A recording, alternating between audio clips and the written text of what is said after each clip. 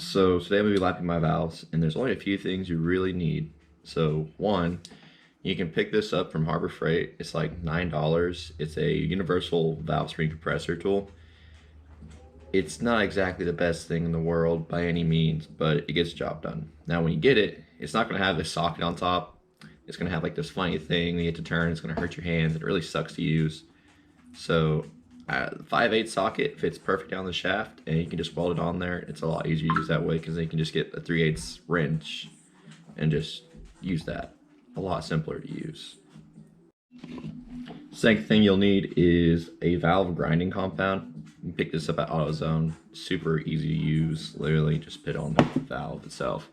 And the last thing I got was this tool from AutoZone as well.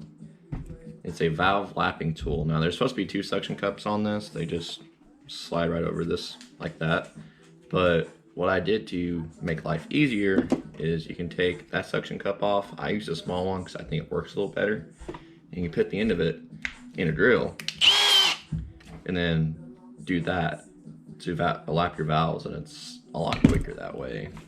So I'm gonna take one of these valves off real quick and show you how it's done.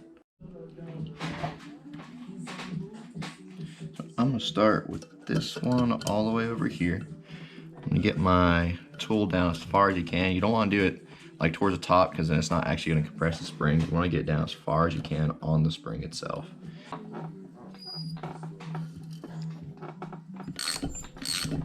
There we go.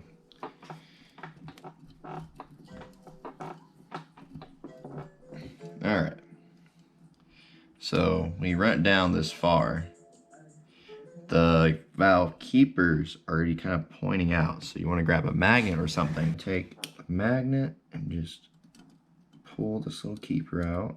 It looks just like that. A little small thing. And there's one on the other side too. Pop it out. And once you get both of your keepers off, just lift up on it. And your whole spring assembly will come out. And now we can pull the exhaust valve all the way out. Our valve grinding compound. Open it up. And I'm just gonna dab it all the way across the valve. Think of oil. I like to lube up the shaft of the valve because we are going to be rotating it, so you don't want too much friction on it while we're doing this. Just going to grab it and stick it back in the head,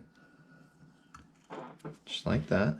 And you just place it on the valve like you're suction cupping something to like a window. And then you just start your drill up, pull it out, and just go. Now you're gonna hear a grinding noise, and that's perfectly normal. That's how you know it's doing its job. So now, after a while, that grinding noise is gonna go away. It's gonna kind of fade away, and then all you do is, as you're turning it, just pull back on it and push back down. Just keep doing that, and now I'll reapply the compound.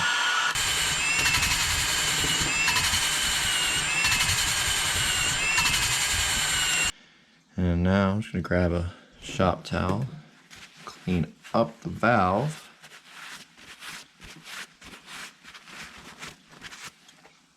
And you can definitely see that it's removed a lot of the carbon and stuff on here. Clean out the inside here, any last little bit of that lapping compound. What I run into is an issue where their valve's just going to keep like pushing down as you're trying to put it in. What you can do to avoid that is grab a shop towel, bundle it up, and stick it underneath the valve.